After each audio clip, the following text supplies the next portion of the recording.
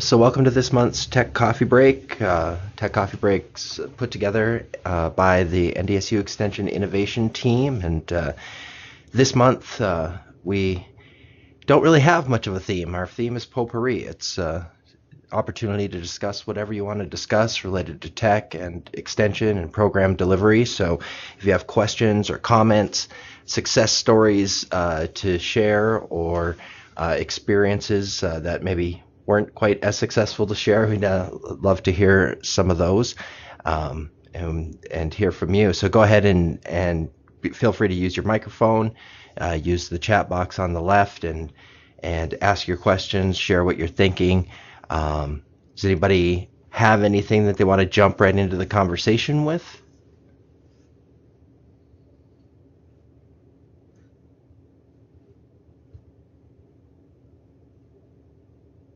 Bob, this is Becky. It just dawned on me, we haven't talked again about the 360-degree camera since you used it at the Red River Valley Fair, I don't think. Could you tell us how it worked and what uses you might see it for in case anybody's interested in checking it out? Sure. Yeah, so we purchased this 360-degree video camera. It's called the 360 Fly. It captures 360-degree video, thus the name. And we tested it out at the Red River Valley Fair.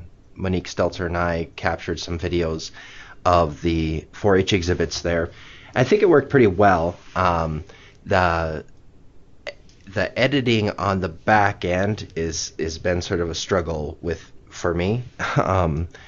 And I don't want to I don't want to scare you off of it, but there was some editing that we wanted to do to tie these pieces together, and it's a little bit more difficult than just like importing video into Movie Maker, because there's certain things you have to do to maintain that 360-degree view. But I thought it worked well. We also purchased this camera. I'll turn on my video and show it to you here.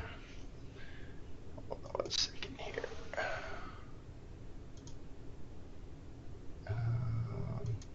Did my video start? There we go. Turn the light so you can actually see. So I can't really see myself, but can you guys see that? Yeah, thanks Ryan for posting the link. So this is the camera. This is it. So it doesn't have an input for a microphone. But it does work with a Bluetooth microphone. So we purchased this little Bluetooth headset to improve the sound quality a little bit. And so what we did at the Red River Valley Fair is Monique just took people on tours of various exhibits, and she wore the Bluetooth headset and kind of talked people through it. And that was a nice opportunity too to help get people acclimated to the 360 video. So she was able to say things, if you're watching this on your phone, move your phone around. You'll be able to view the whole exhibit, kind of thing. Or if you're on a computer, you can click and drag with your mouse and view the whole thing. So that was kind of nice, and it was a nice way to sort of capture the whole environment of something that is kind of based around an event. So that's how we used it. Like I said, I'm still working on editing the video because of a little bit of difficulty with that. But if you're looking to use it, without any editing, so something that you wanted to upload directly to YouTube or Facebook, it would work for that. You could edit too, and we can help you through that process. But and then also, Facebook is supporting more and more 360-degree video live. So Facebook Live, except using a 360-degree camera. And this camera will work for that, but I haven't done any testing on it. So, does anybody have any questions about it? Or if you follow that link that Ryan provided, you can look at some of the video that's out there. We've seen a lot of the use cases that are out there in the public are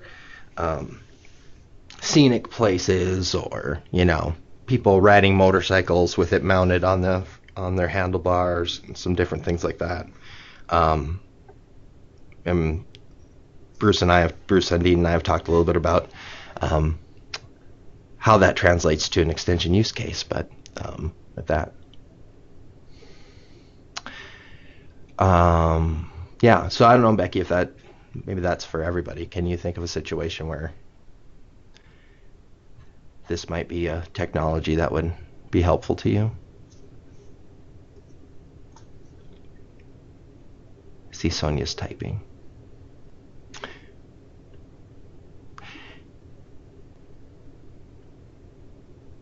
So this will be available. It's sitting on my desk now, so I can't say it's available for checkout, but it is. I mean, I'll just take it downstairs. But it holds quite a bit of video on it. It has an internal storage, and then you just hook it to your computer, and you can drag that video over in order to upload it wherever you want, and those kinds of things. So it's kind of a neat tool, yeah, we're looking for people to find exciting ways to use it, I think. That's a good suggestion, Dina, a drought-affected field.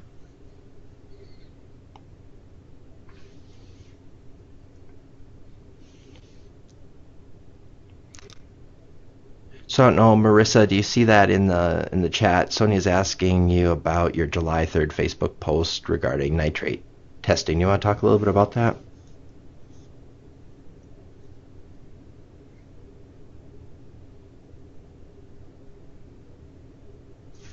Yeah, I can talk about it a little bit. Thanks. We just one day decided to do a post because we were getting so many calls and we knew that it was a big issue. So, like I said, we just picked up the phone. We did a little short video on it, and after that, Don had texted me that Friday night and it had hit 7,000 views, or reached 7,000 people, excuse me, not 7,000 views. But that following Monday, we were up to 70,000 people reached. And it has, I think, 33,000 views. So I'm not exactly sure how they figure out the reached and those numbers, but yes, we have had 70,000 reached. So now it is up to, I think, 82,000 people reached from that one video. So we are very happy about that, and we got a lot of traffic in the office from posting that video and a lot of phone calls, and been able to share a lot of good information with people that way.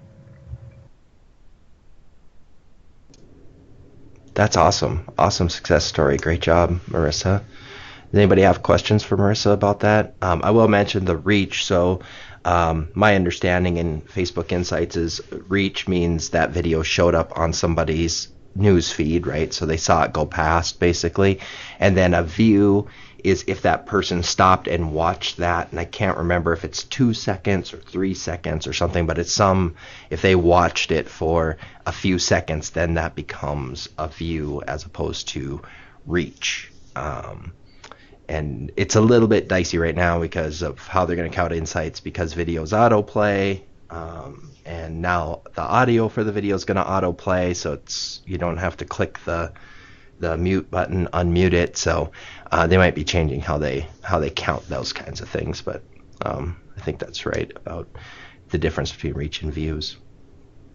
Marissa, this is Becky. Did you post the link? Is it on YouTube someplace too, or is it only in Facebook?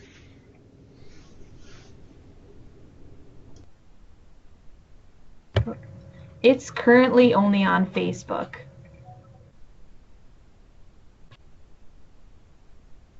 So is there an easy way to recycle it and put it like as a link on your web page too, or something like that? I'm just thinking if some of your audience aren't in Facebook, but they may go to your website. I'm lazy. I'm into repurposing it. If you got something good, how many different ways can you use it?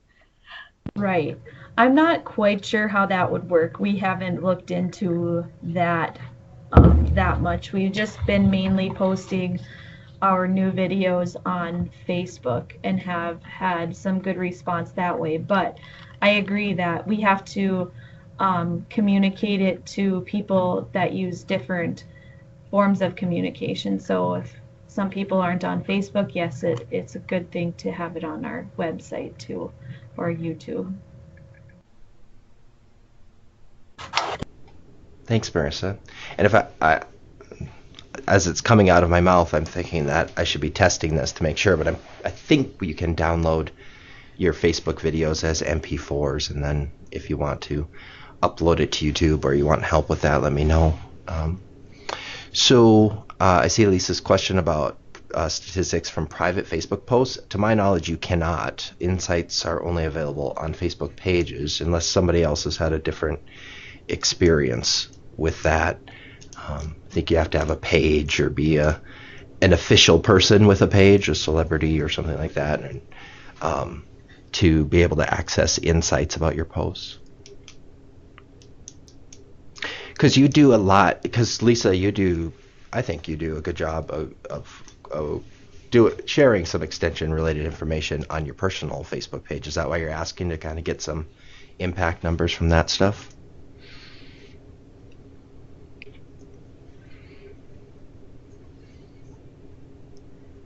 Yeah.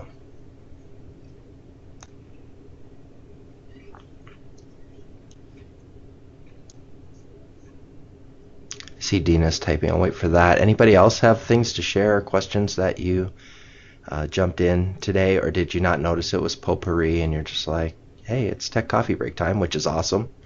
We're always happy to have you here. I'm just really excited about the videos. Are any of the rest of you shooting little videos and using them in any way? Like Marissa said, it doesn't sound like it took that much work. You didn't even have to really edit it, did you? And look at the payoff.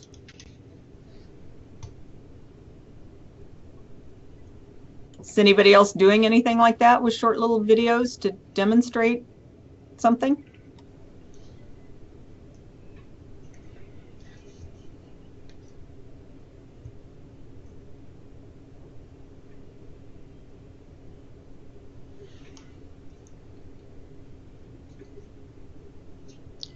So Ryan's asking about editing videos. I'll clean up a few things.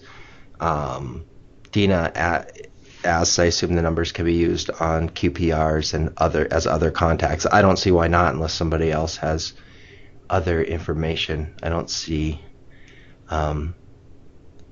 Yeah, so I don't see why not. I think it'd be interesting, personally. This is just me speaking, not the organization, but I'd love to see somebody do like an impact report on something like what Marissa did.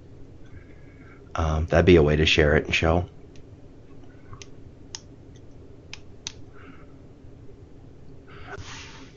Ryan's asking what people are using for video editing. I don't know if people have gotten to that question yet. I see some folks sharing about some videos that they've shared over the summer.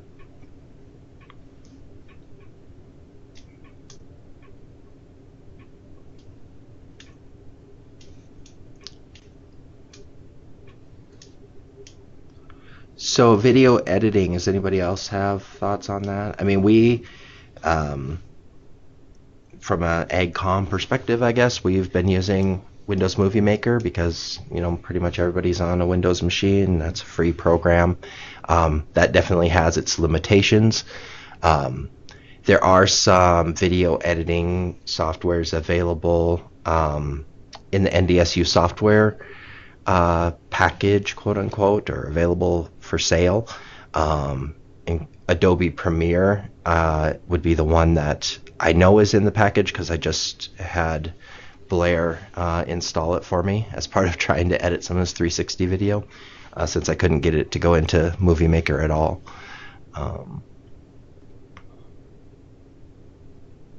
Scott says Movie Maker's going away for Windows 10. I'm not sure what's going to happen with that then. Yeah. Awesome, Lisa. Holy cow. 400,000+ views for the Milk a Mare video. Who knew? there would be such an audience.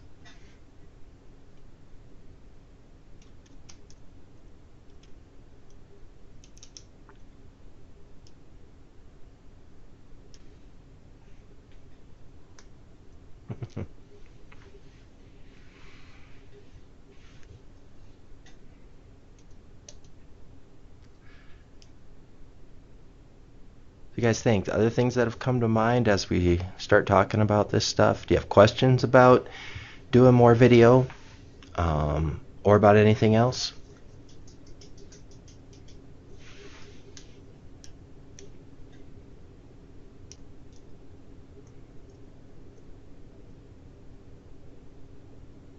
Bob, when I shoot video with my phone, I sometimes have more problem with the audio than with the video. You said you used the Bluetooth mic on that 360 project for just regular video. Well, all of you, Marissa, I assume you were in a nice quiet room there, so it wasn't a problem, and you were up close to Rick. But have some of you had to use separate microphones, or have you had okay luck?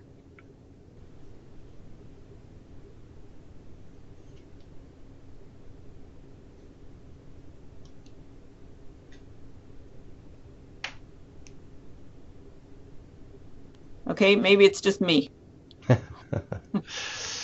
There are some microphones. I mean, this Bluetooth microphone, you know, and many of you might have a Bluetooth microphone for your phone, I guess, but this one that we bought for the 360 video project, that'll work with your phone too. You could pair it with your phone. If you were just shooting video with your phone, you wanted to use that. And then we also have, there's a AgCom webinar from a couple of months ago, I think. If you look on the AgCom website and kind of scroll through the articles on the front there, you'll eventually get to it. Or I think there's a page actually on the AgCom site of AgCom webinars too. You can find it there. But Scott went through some of the equipment that's available, and we do have those smartphone microphones, the Rode smartphone microphones that plug in into your microphone. Those are, if you have one of the newer phones that don't have a headphone jack, you won't be able to use that, but most phones still have a headphone jack.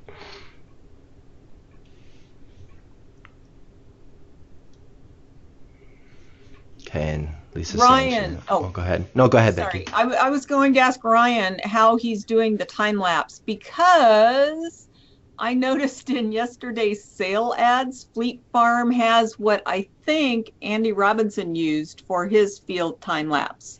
They're on sale for like $60, and I'm about ready to go get us one to play with. But it's basically a deer field camera. Mm-hmm. And so I'm curious, Ryan, what you're using for your time lapse.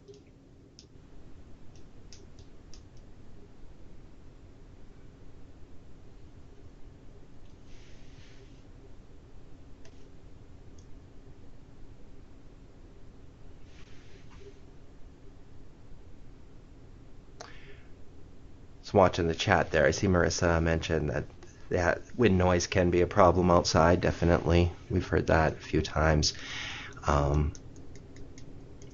There's the link that Ryan has provided to the camera that he's using for the time lapse.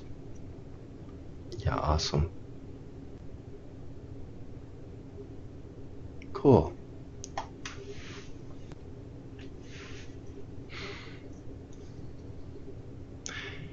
Other thoughts, questions, comments, stories?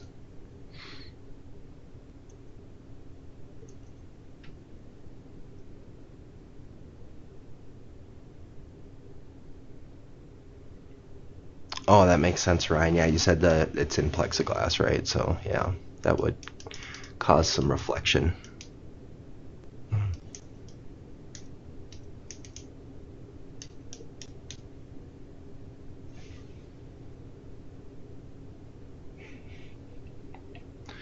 Becky, can you hear me? We hear you, Ryan. Yes. All right.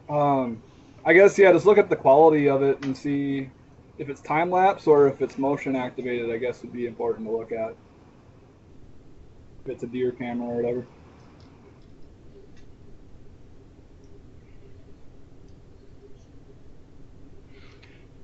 yeah, resolution's always going to be the question with some of that stuff. So definitely take a look at that. Other tech-related or non-tech related things to share. Oh, go ahead. I have more questions than the answers here. I think Dina said it earlier, but we desperately need photos that illustrate drought. And that's kind of hard to do. I mean, just a big brown field.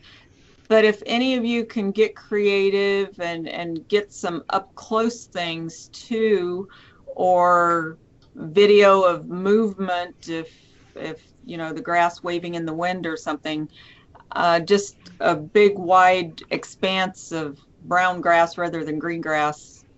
We need some, what we really need more than anything is some cattle on that brown pasture. So I'm not getting picky or anything. Yeah, right. But if anybody's out and about and can catch some cattle that don't look too disgusting, don't look too malnourished on some obviously dried out pasture, we could really use that. Since we're talking video or both. Yes, either way. Yeah, we're just trying to illustrate some things here, and it's harder than you might think. Craig Askham sent us quite a few good photos. We just need some with livestock, especially. I just laugh at when you ask for that because, like, I look out my window and I'm guessing for Lisa it's about the same. I just forget to take pictures. I see it every day, all kinds of times. Yeah. Actually, it would have been really cool to have Ryan's time-lapse video out over the last 2 weeks, because it's amazing what even an inch of rain has done to the landscape.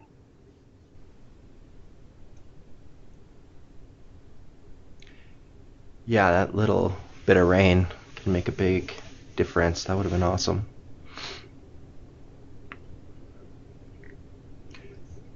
Other questions, comments, concerns?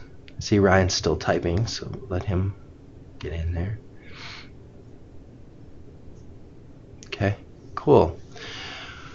Well, I appreciate you guys joining us. Don't forget to join us for the upcoming Tech Coffee Breaks. We're going to be talking about some of the stuff that we're going to be doing at Fall Conference. NDSU Extension Innovation Team is going to be active there, and we'll be talking about some of the things that we'll be doing, and ask for your thoughts and input on that as well in upcoming coffee breaks.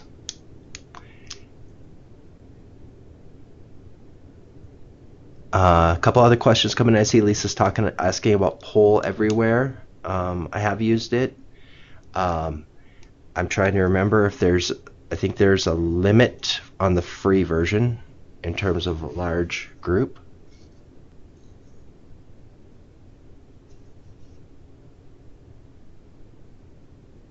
Yeah, thanks, Ryan, for the link. For me, using Polleverywhere versus Qualtrics is just a matter of the setup. So the Polleverywhere has the code that you can text to. I don't think we can do that with Qualtrics. We'd have to have people go to a link on their phone or shoot a QR code. So it's really the ease of use and be able to text to respond, I think, for Polleverywhere and some of the other tools that have been used, similar tools. Some other folks have brought up Plickers when we've talked about this in past coffee breaks. I think there's another one similar to Polleverywhere that are options. Anyone else used anything like that? Any kind of response system on smartphone for feedback? I like the clickers, except for you can't ask open-ended questions. And so, you know, I'm thinking about this Polleverywhere thing, and I've used it. Seems like to me sometimes our cell phone service isn't the best in some of the places we have meetings. And so before I jump out and spend whatever they want me to spend on a larger plan for more than 25 people, I thought I would ask around and see if there's some better options today. I do like Polleverywhere. It's never failed me other than having some cell phone kind of issues. Right.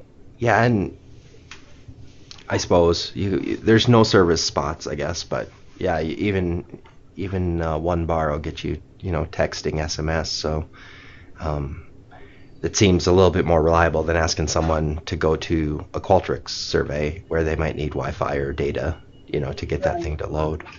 So.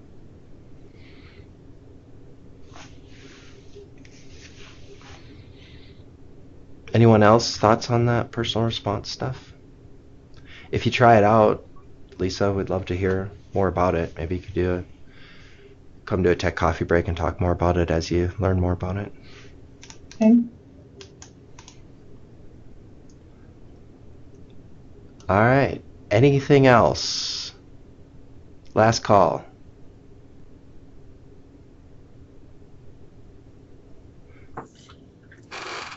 Dina?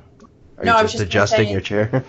No, I was just going to say thank you for sharing or leading this group. It's always good to get this information from everybody else. It's a fun way to learn.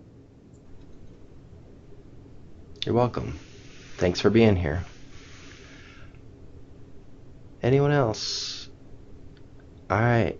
Thanks for joining us for the Tech Coffee Break. Be on the lookout for those invites to the upcoming ones for Fall Conference. I think you're going to be interested in what we're doing there. So, and thanks again for joining us. Thank you. Have a good one, guys.